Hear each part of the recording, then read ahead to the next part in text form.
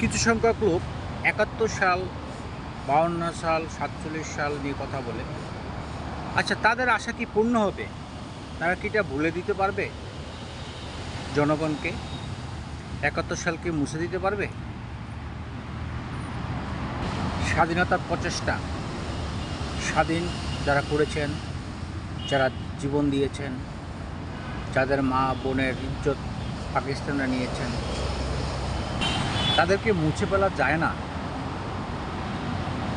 লক্ষ লক্ষ মানুষ শহীদ হয়েছেন, ইজ্জত দিয়েছেন, রক্ত দিয়েছেন, জীবন দিয়েছেন।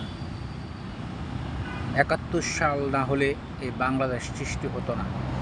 ৭১ সাল না হলে বাংলাদেশ হতো না, পাকিস্তান হতো। ৭১ সালকে ভুলে যাওয়া যায় না, সেটার পরিসংখ্যা অনেক বেশি। ৭১ সালকে মুছে দেওয়া যায় না। হয়তো যারা চেষ্টা করতেছেন তারা হয়তো সাকসেস হবেন না, তারা কোনোদিন সাকসেস হবেন না। ইতিহাস চেঞ্জ করা যায় না, ইতিহাস চেঞ্জ করা যায় কিন্তু সত্য চেঞ্জ করা যায় না। যারা ১৯৫২ সালে ভাষা আন্দোলনে যারা শহীদ হয়েছেন তাদেরকে মুছে দেওয়া যাবে না। চেষ্টা হবে, অনেক চেষ্টা হবে, কিন্তু সেটা করা হবে না। এটা জনগণ হয়তো মেনে নেবে না। এটাই সত্য, এটাই বাস্তবতা। কিছু লোক তো চেষ্টা করতেছেন ৭১ সালকে মুছে দেওয়ার জন্য, আপ্রাণ চেষ্টা করতেছেন। যারা এই বাংলাদেশটাকে স্বাধীন করেছেন তাদের সাথে গাদ্দারি করার জন্য চেষ্টা করতেছেন অনেকেই। আমি যতটুকু বলতে পারি তাদের এই চেষ্টা সফল হবে না, কারণ কোটি কোটি মানুষের হৃদয়ের স্পন্দন হয়ে আছে সে ৭১ সালের মুক্তিযুদ্ধ না হলে বাংলাদেশটা হতো না।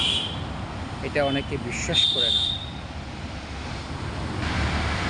যারা ১৯৭১ সালের স্মৃতিকে মুছে দিতে চান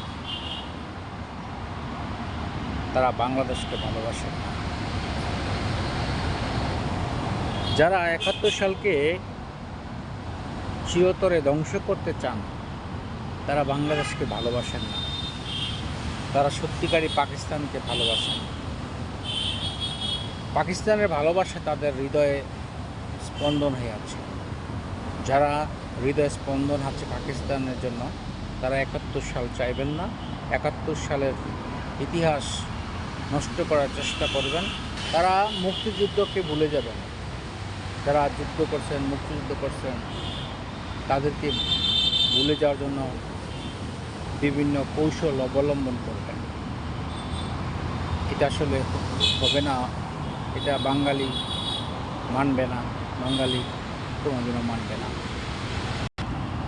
মানবে যারা ৭১ সালের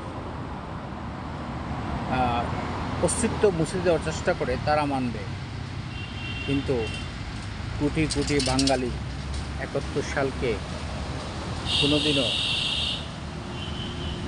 ভুলে যাবেন না। এটাই বাস্তব, এটাই সত্য। এবং শত্রুপক্ষ যত চেষ্টা করুক ৭১ সাল হৃদয় স্পন্দন হয়ে থাকবে বাঙালি জাতির কাছে, বাঙালি জাতির বুকের কাছে মিশে থাকবে ৭১ সাল।